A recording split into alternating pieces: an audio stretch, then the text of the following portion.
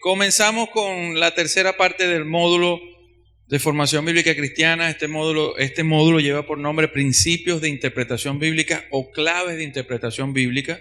O sea, estamos buscando entender la Escritura y cómo estudiarla mejor, porque somos estudiantes bíblicos. Además, la palabra de Dios es el regalo de Dios para nosotros y nosotros debemos tratar de entenderlo lo mejor posible conforme a lo que Él quiso escribir y no conforme a lo que yo creo que dice, para tratar de vivir lo más cerca a la voluntad de Dios y no mi voluntad, y para tener una base en la cual estar unidos y no tener tantos problemas. Entonces hemos visto ya hemos visto varios puntos interesantes. Ahora sí vamos a entrar de lleno con claves de interpretación bíblica, y aquí las claves de interpretación bíblica se aplican y se reconocen en básicamente tres medios por los cuales a nosotros nos llegan los errores o posibles errores en las escrituras, ¿no? Entonces, las malas interpretaciones y las aparentes contradicciones en la escritura nos vienen de tres fuentes. Una es los errores de transmisión, es decir, cuando se copió el texto original, cuando se hacía la copia. Otra es los errores de traducción, porque recuerden que esos escritos, los manuscritos originales están escritos, valga la redundancia, en arameo, en latín, en griego, copto, en unos idiomas de lenguas muertas hoy muchas, y nosotros hablamos español o inglés o cualquier otro idioma moderno. Entonces hay que traducirlos de esos idiomas a los idiomas nuevos, y en esas traducciones siempre hay errores que se colan. Y obviamente errores en nuestra interpretación. Entendemos un versículo por muchas razones de la manera que no debería ser entendido. Entonces vamos a estar hablando estas próximas semanas sobre esos tres. Hoy comenzamos sobre los errores de transmisión. Entonces, los errores de transmisión suceden cuando se copia cuando se hace una copia en el mismo idioma, ¿verdad? ¿Cómo funcionó esto? Antiguamente no existía la imprenta. Usted no podía imprimir 10 libros, 20, 30 de un solo golpe, de una sola vez. Entonces, ¿cómo se hacía? Se agarraban, por decir algo, 10 escribas, por eso se llamaban escribas. Se agarraban 10 escribas, 20 escribas, lo ponían así en un salón y una persona dictaba y ellos iban escribiendo. Entonces, al ir escribiendo, surgían errores por varias razones que vamos a ver más adelante. Pero antes de explicarle más sobre cómo sucedían los errores, quiero hablarle sobre los manuscritos, porque esa es otra razón importante de entender para que usted esté seguro que el texto que usted tiene hoy es un texto confiable. Por ejemplo, el texto ha sido preservado de una manera cuidadosa. Vean, hay más de 5.300 manuscritos del Nuevo Testamento griego. Hay gente que dice, no, tantas copias, eso ya no sirve. No, mejor. Es mejor que algo tenga muchas copias a que tenga una sola. Le voy a explicar por qué. Supongamos que usted le está escribiendo una carta a su amigo y usted hizo 2 cartas. Usted agarró, hizo una carta y después copió otra carta. Y resulta, hizo solo 2 cartas. Y resulta que esa carta que usted le envió a su amigo llegó con un error que su amigo se sintió ofendido. Entonces tú quieres buscar la otra carta que tú habías escrito para mostrarle a tu amigo que no fue lo que quisiste decir, pero a ti se te perdió. ¿Cómo haces tú para de verdad demostrar que no fue lo que tú quisiste escribir? No puedes. No hay forma, porque hay un solo escrito vivo. Entonces tienes que aceptar lo que está en ese solo porque no tienes contra qué otros compararlos. Ahora, si tú tienes 10 escritos, si usted hubiera hecho, por lo menos supongamos que hay 10 personas aquí hoy y le decimos y dictamos una carta a las 10 personas y uno de esas cartas se equivocó, sea que añadió algo de más, sea que quitó o sea que puso una palabra, a veces, por ejemplo, Dios es amor. Pero si usted viene y pone Dios, le quita la R, Dios amo. Dios es amo. Cambia. Entonces, Dios es, ¿qué quiso decir aquí este hombre? Entonces usted, si baja las otras cartas, usted se da cuenta que en las demás dice amor y esta solo tiene esta le falta una R, entonces esta carta hubo ese error de transcripción. Entonces se corrige. ¿Me expliqué? Así funciona. Entonces, que haya muchas copias es buenísimo. Es buenísimo porque quiere decir que usted tiene con qué comparar. Usted tiene de dónde comparar para intentar llegar lo más posible al original. Entonces, usted tiene hoy más de 5.300 manuscritos en griego del Nuevo Testamento. Tienes más de 10.000 manuscritos del texto en latín del Nuevo Testamento. Tienes más de 9.000 manuscritos en otros idiomas, otras versiones muy antiguas. Arameo, armenio, copto, etiópico, eslavo, georgiano, boáric y anglosajón. Entonces, todo eso te permite a ti hacer un análisis tratando de llegar al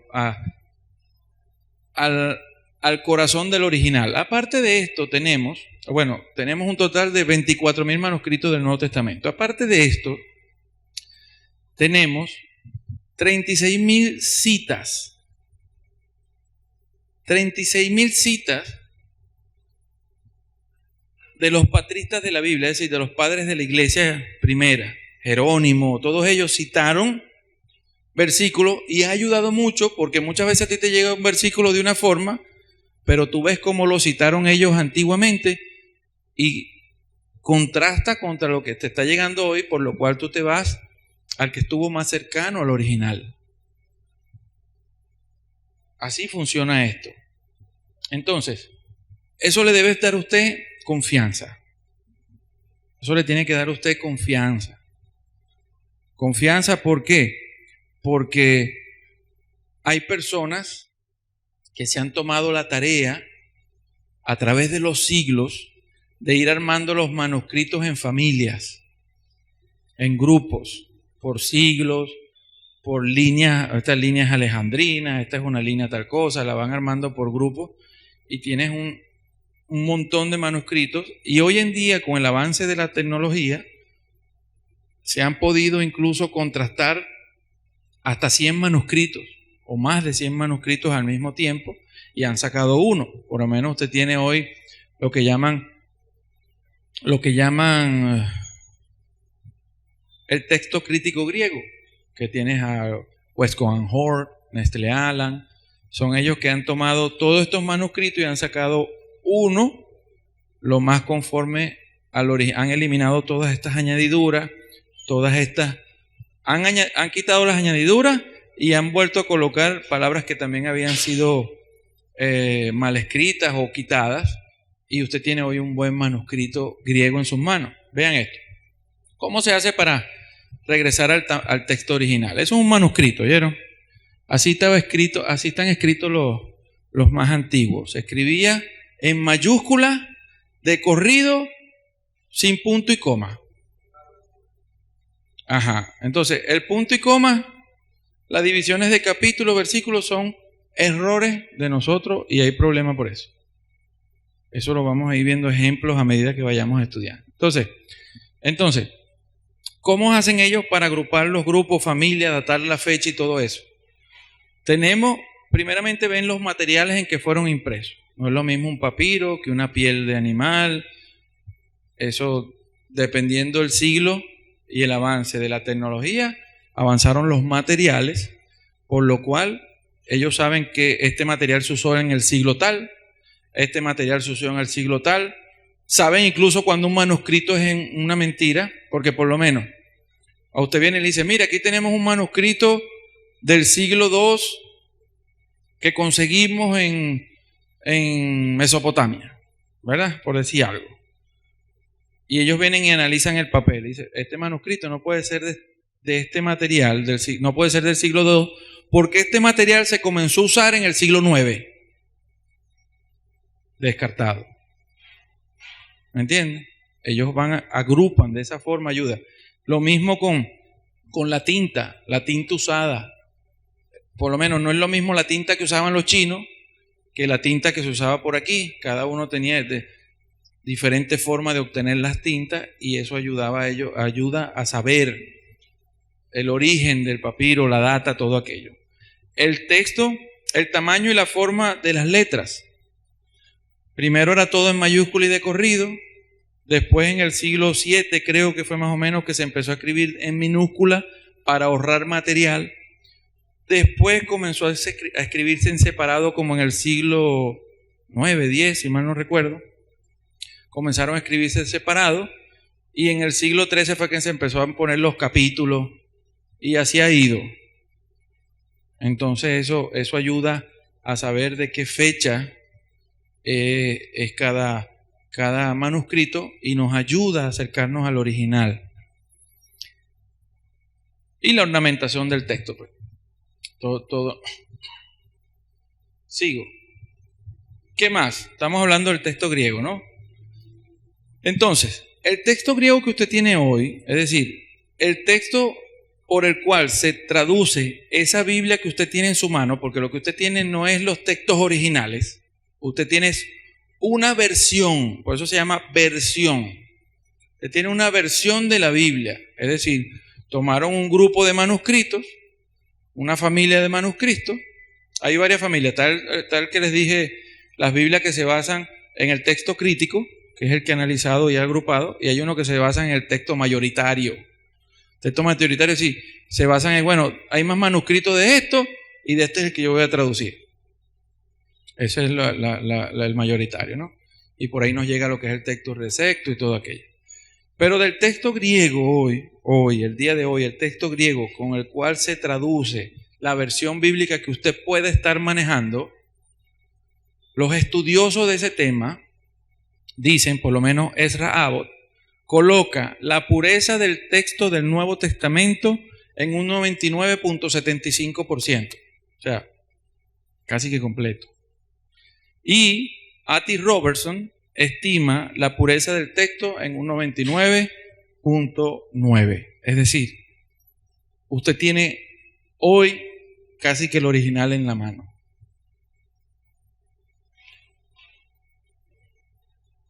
Hoy los manuscritos que se tienen, debido al trabajo que se ha hecho para tratar de sacar las añadiduras y los errores, existe casi que usted puede decir que tenemos el original en la mano.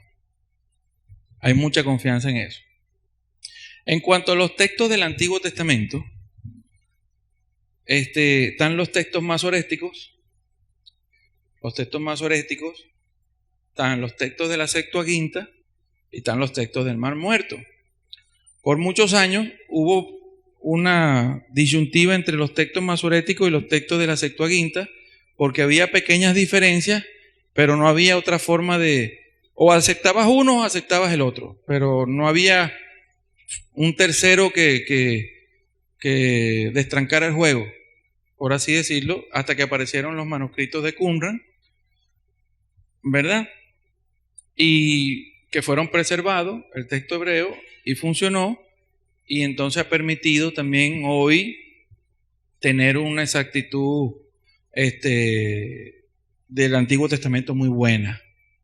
Muy buena. Incluso los hebreos eran más estrictos que los griegos a la hora de los escritos, porque ellos, después que los escriban, hacían el escrito, los escribas, ellos contaban las palabras. Ajá, exactamente. Entonces, contaban las palabras, Entonces ellos sabían que este manuscrito tenía que tener 900 palabras. Si tenía 889 o 902, no sirve. Ahí hubo un error. Contaban las palabras y tenían varios métodos de chequeo. Eran muy estrictos en lo concerniente a. Sin embargo, ¿quién tiene por ahí Jeremías 8:8? Búsquenme Jeremías 8:8. Por eso es que es bueno tener copias y comparar. Sin embargo, con todo lo estricto que puede hacer el ser humano siempre es diferente a Dios. Nos gusta cambiar el curso de las cosas a nuestro favor, no, obviamente. ¿Quién? Jeremías 8:8. ¿Qué dice ahí, Leonel? Voz alta. Escuchen.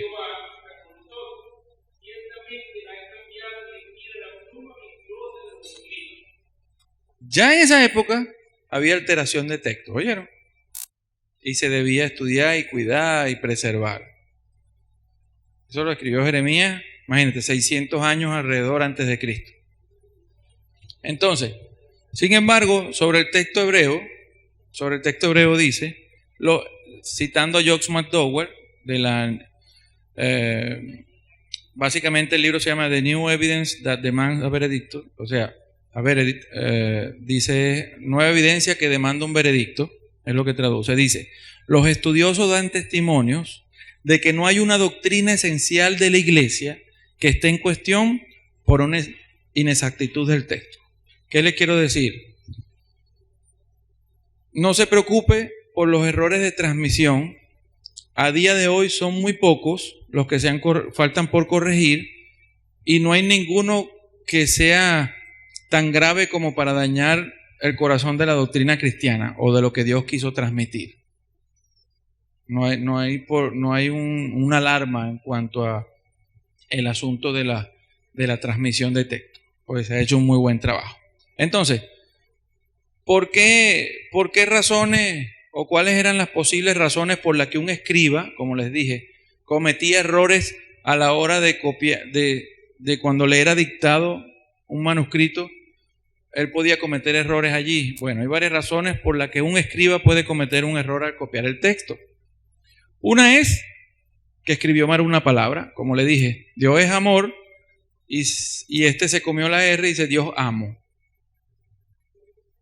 Ajá, Dios es amo. Entonces, una letra cambia el sentido de una frase. Eso puede ser un error. Es el mismo caso que pasa con el apóstol Junia. ¿Es Junia o es Junias? Hay una S que quitaron del manuscrito y eso es un problema. Eso después lo estudiaremos. Omitir una palabra o una línea, que fue el ejemplo que hemos estado hablando. Duplicar una palabra o una línea. Sin querer cambiar una palabra por una similar o sinónima, debido a querer copiar una oración larga de memoria. Quiso hacer de memoria y se equivocó. Pues. Terminó poniendo palabras más, palabras menos esto. ¿Ya? Y vienen los errores, ¿no? Escuchó mal lo que se estaba dictando. O incluso cambió el texto para alinearlo a su teología. Metió la mano ahí, como dice Jeremías 8:8. Metió su mano para que la Biblia no dijera lo que Dios quiso, sino lo que su teología dice que la gente debe creer. Y ahí es donde vienen los detalles. Entonces, vamos a ver algunos ejemplos bíblicos de añadiduras en la Escritura y cómo se han ido corrigiendo. Por cierto, vamos a comenzar, vamos a verlo. Por ejemplo, Primera de Juan 3:1. Si usted lee la Reina Valera del 60, te dice, mirad cuál amor nos ha dado el Padre, para que seamos llamados hijos de Dios. Fíjense que hay una A entre paréntesis, ¿no? Por eso el mundo no nos conoce, porque no le conoció a Él. ¿Qué pasa allí? Hubo manuscritos que con el tiempo quitaron una frase y esa línea de manuscritos se perdió esa frase que es la siguiente, que Biblias, traducciones nuevas como la NBI, la Biblia de las Américas, la misma Reina Valera actualizada, la colocan. Por eso le cité Reina Valera actualizada. El mismo 1 Juan 3:1 dice: mirad cuán grande amor nos ha dado el Padre para que seamos llamados hijos de Dios, y lo somos. Esa frase había sido, con el tiempo fue sacada de algunos manuscritos por alguna razón. Sin embargo, con el estudio de hoy se han dado cuenta que en los antiguos manuscritos esa palabra sí aparece y la han vuelto a colocar, y las traducciones más nuevas la están poniendo, pues. Por eso le cito que la Reina Valera del 60 no la tenía, pero la Reina Valera actualizada sí la tiene, porque ya ha sido traducida de manuscritos mejor trabajados que con los que se tradujeron antiguamente. Por ejemplo, otro ejemplo más. Pongo la Reina Valera como ejemplo porque es la Biblia en español que más añadidura tiene y es la más usada. Entonces, Reina Valera del 60, Mateo 6, 3 y 4, 6, 17 y 18. Dice: mas cuando des tu limosna, o sea, cuando des tu misericordia hacia otro, le des una ayuda a alguien, que no sepa tu mano izquierda lo que hace tu derecha, para que sea tu limosna en secreto. Y tu Padre que ve en lo secreto te recompensará en público. En el versículo 6 también dice: cuando entres en tu aposento, cierra la puerta, ora a tu Padre que está en secreto, y tu Padre que ve en lo secreto te recompensará en público. Versículo 17 y 18: pero tú, cuando ayunes, unge tu cabeza y lava tu rostro, para no mostrar a los hombres que ayunas, sino que tu Padre que está en secreto, sino a tu Padre que está en secreto. Y tu Padre que ve en lo secreto te recompensará en público. Esa es una añadidura que fue corregida y ya en las Biblias nuevas no aparece, sino que traduce de la siguiente manera. Leo de la Nueva Versión Internacional. Mateo 6, 3 y 4. Pero cuando tú hagas obras de misericordia, o sea, que des ayuda a un necesitado, cuando hagas ayuda, no sepa tu mano izquierda lo que hace tu mano derecha. De modo que tus obras de misericordia sean en secreto, y tu Padre que ve en secreto te recompensará.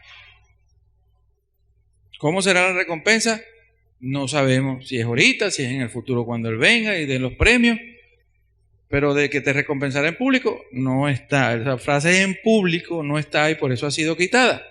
Si usted ve el número 2 es una nota al pie de página de la Biblia que dice: algunos MSS, es decir, algunos manuscritos, MSS es manuscrito, algunos manuscritos posteriores, o sea, unos manuscritos no antiguos, sino unos manuscritos posteriores, agregan en público, así en los versículos 6 y 18.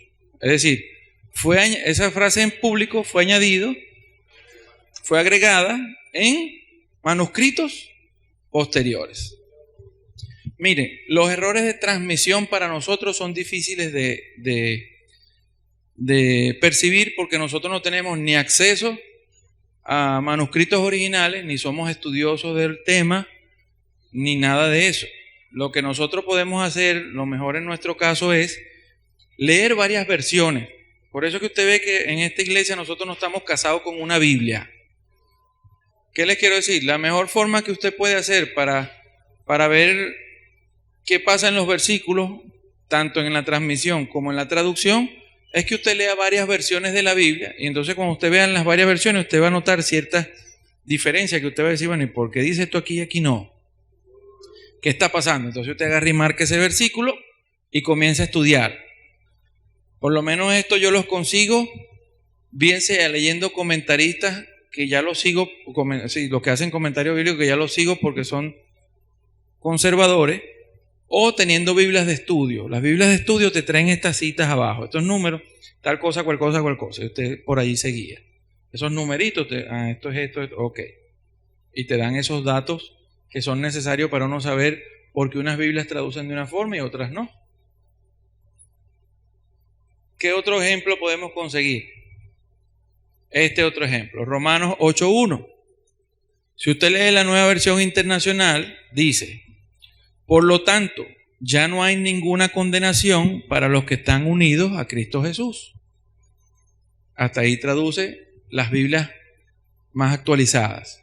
Sin embargo, hay otras Biblias que traducen de la siguiente manera: por consiguiente, leo de la Biblia de las Américas, por consiguiente, no hay ahora condenación para los que están en Cristo Jesús. Y añade: los que no andan conforme a la carne, sino conforme al Espíritu. Entonces, aquí hay una contradicción en el mismo versículo, ¿no? Porque se supone que la Biblia enseña que los que están en Cristo son aquellos que se unieron en Él en su bautismo, en su muerte, en su crucifixión, y fuimos resucitados con Él para una nueva vida. Eso es lo que dice Romanos 6. Y estamos identificados con Cristo y tenemos salvación permanente, etcétera, etcétera. Pero hay una línea que enseña que estar en Cristo es vivir, y el que no está en Cristo es aquel que está pecando, ¿verdad? Andar en la carne y andar en el Espíritu. Mi hermano, ¿y quién no anda en la carne? Todos tenemos algo de la carne todos los días. Entonces, dígame usted, entonces, los que no andan conforme a la carne, sino conforme al Espíritu. Mire, esa añadidura es terrible. Terrible porque pone un énfasis que entonces, vean, Romanos te viene diciendo que la condenación que vino al mundo era la muerte eterna. Estábamos condenados ¿a qué? A la muerte eterna. Gracias a que vino Cristo, los que aceptan a Cristo ya no están condenados. Por eso es que él dice: por tanto, no hay condenación para los que están unidos a Cristo.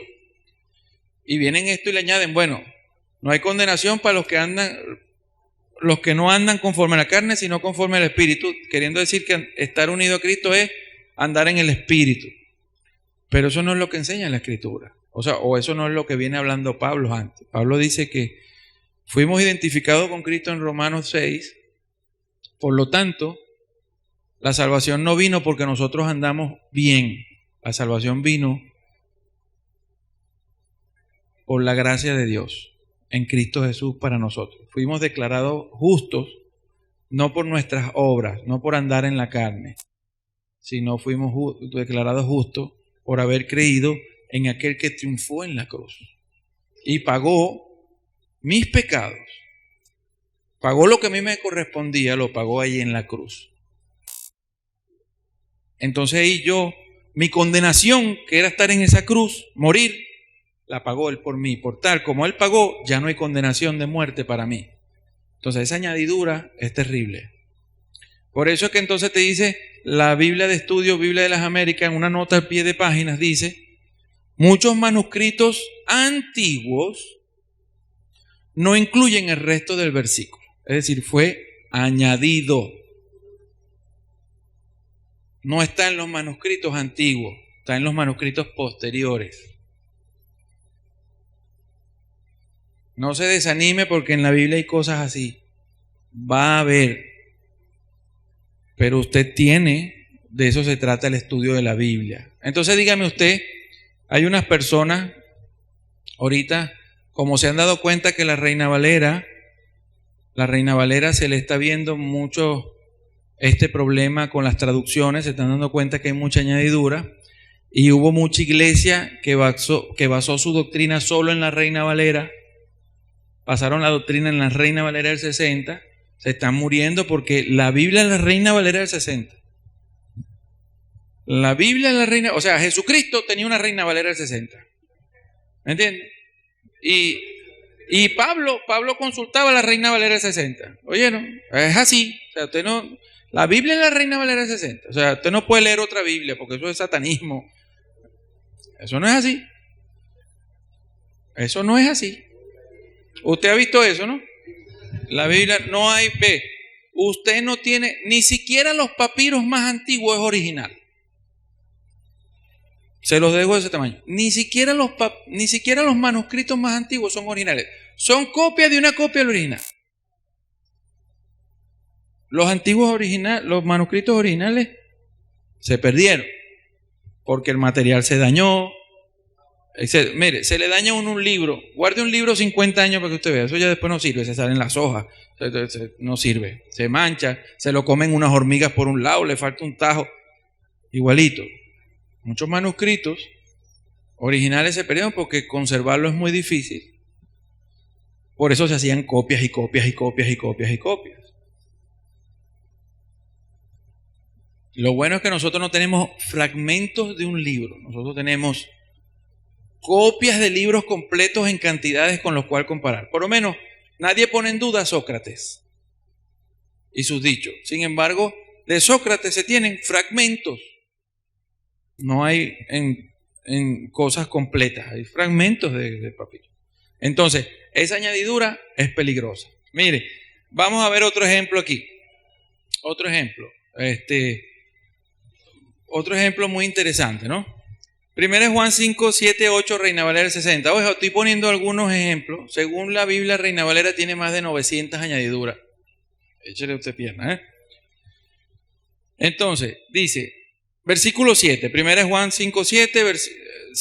Primero es Juan 5, versículo 7 al 8. Voy a leer la Reina Valera 60. Dice, porque tres son los que dan testimonio en el cielo: el Padre, el Verbo y el Espíritu Santo, y estos tres son uno. Y tres son los que dan testimonio en la tierra: el Espíritu, el agua y la sangre, y estos tres concuerdan. Sin embargo, la Reina Valera actualizada lee de la siguiente manera. Versículo 7. Porque tres son los que dan testimonio: el Espíritu, el agua y la sangre, y estos tres concuerdan en uno. ¿Y qué pasó con en el cielo el Padre, el Verbo y el Espíritu Santo, y estos tres son uno? ¿Cuál creemos? Usted tiene las dos Biblias al frente suyo. ¿Cuál versículo tomas? El de arriba, mi hermano. ¿Por qué? Ya va. Tienes derecho a eso.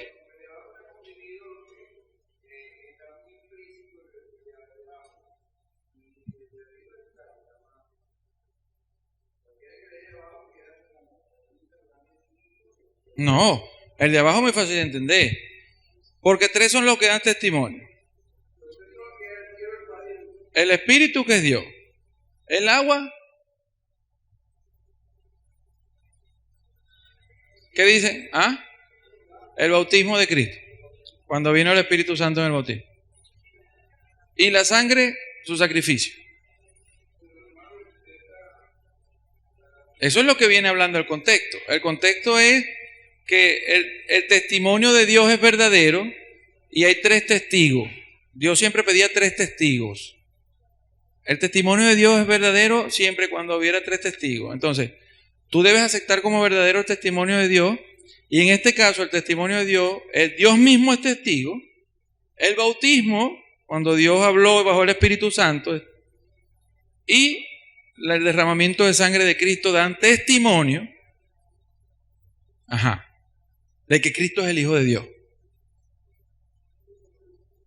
Esto está hablando de que dan testimonio de que Cristo es el Hijo de Dios. Eso no tiene.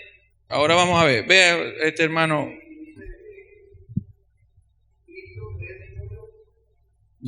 No sé. Mire. Vean lo que dice aquí. Vean lo que dice aquí. Mire, vean lo que dice aquí, ¿no? Les voy a leer la nota a pie de página.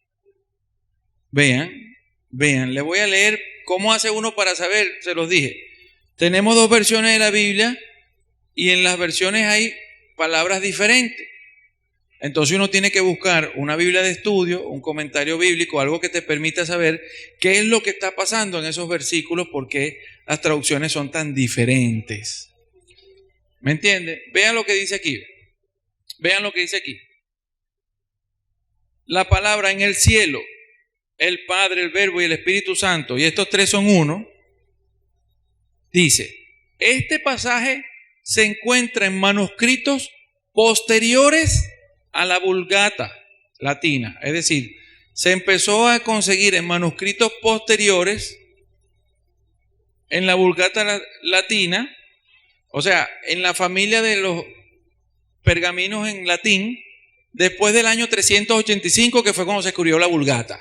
Es decir, esa añadidura comenzó a aparecer después del año 385, mucho más adelante.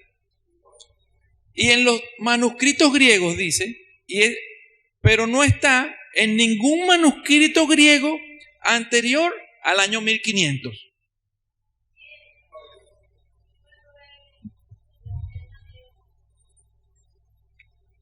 Era para ver si ustedes estaban pendientes. Era para ver si estaban pendientes. ¿Ah? Exacto, es un ejemplo de una mala transmisión. Claro. Entonces, vean, en los manuscritos en latín, eso de que el Padre, el Verbo y el Espíritu Santo son uno, aparece a partir después de la Vulgata, y la Vulgata fue escrita en el año 385 después de Cristo. Y en los manuscritos griegos, en la familia de manuscritos griegos, comenzó a aparecer, o sea, no aparece en ningún manuscrito anterior al siglo XV. Creo que es 1400, 1500 por allí. Imagínese usted, fue introducido después de 1500 años de que se escribió ese libro, 1400 años de cuando Juan escribió esa epístola. Entonces vuelvo atrás. ¿Cuál de los dos es el correcto? Obviamente el de abajo. Eso no está hablando de la Trinidad. Eso está hablando de que tres son los que dan testimonio de que Cristo es el Hijo de Dios. Y lo que da testimonio de que Cristo es el Hijo de Dios es Dios mismo, el bautismo del Señor Jesucristo y su crucifixión. Eso es lo que está hablando Juan. Juan no está hablando de la Trinidad. Bueno, hemos llegado al final de los errores de transmisión. Hemos visto cómo algunos errores han sido transmitidos en los manuscritos y cómo se han ido corrigiendo en el tiempo a medida que se van estudiando los manuscritos antiguos. Así que una forma para nosotros no desalentarnos sobre eso y reconocer es tener varias versiones bíblicas con las cuales estudiamos, y cuando veamos mucha diferencia entre una traducción y otra, entonces hacer la investigación pertinente de por qué esto dice aquí y por qué aquí no lo dice. Y usted llegará a entender qué es lo que pasa allí. Esa es la forma de nosotros saberla, porque nosotros no tenemos acceso a manuscritos originales. Pero no es nada con lo cual preocuparse, porque las doctrinas básicas y fundamentales de la Biblia, los pertinentes a la salvación y al Señor, están allí todas. Nos vemos el próximo miércoles. Dios los bendiga.